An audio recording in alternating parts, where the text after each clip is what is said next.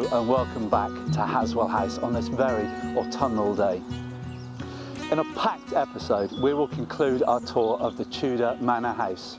But before that, let's take a look at what's happened on the estate since our last episode. Most of the work has centred around the old farmhouse, with the demolition of a Victorian extension allowing the whole of the original front of the building to be seen for the first time in over 100 years. The work on the dovecot continues, with most of the repairs now completed. It now has to be left to dry out and settle before the next phase of restoration can be completed. And here, in the lower garden, work has started to bring it back to its former glory. And also the knot gardens have been laid out ready for planting.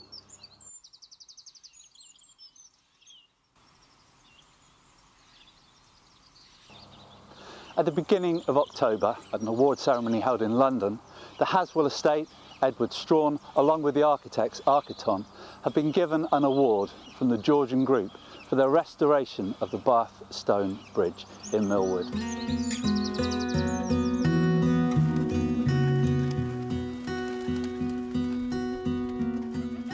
In the last episode, we finished our look at the ground floor rooms in the Manor House. Today, we rejoin the tour as I make my way up the stairs to the upper floors.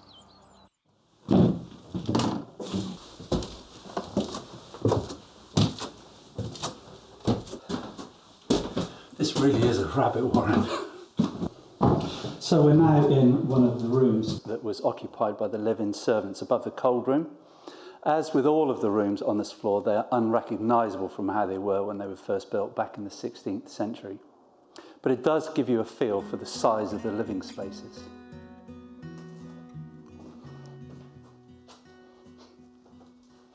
And there was no bigger room than the solar, which is one of the grand spaces that the Halswells would have entertained. It was in this very room that they would have read or played games or talked about events locally and nationally.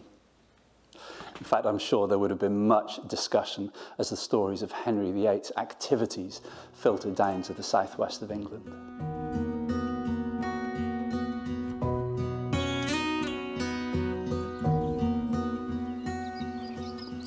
And the Halswell family really needed all of that space, as we know that Nicholas and Marjorie had at least 8 children. And as you will have seen, work hasn't really started on the interiors in that part of the house, but we'll be following the work once it begins.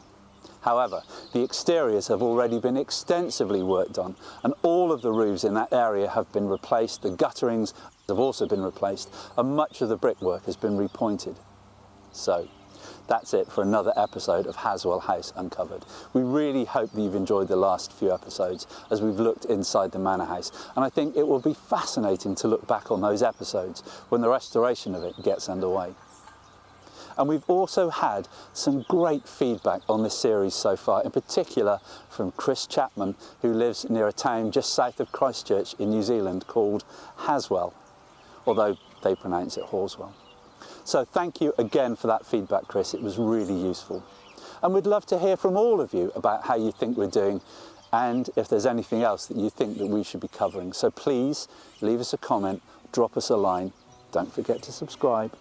But for now, thank you for watching, and we'll see you next time on Halswell House Uncovered.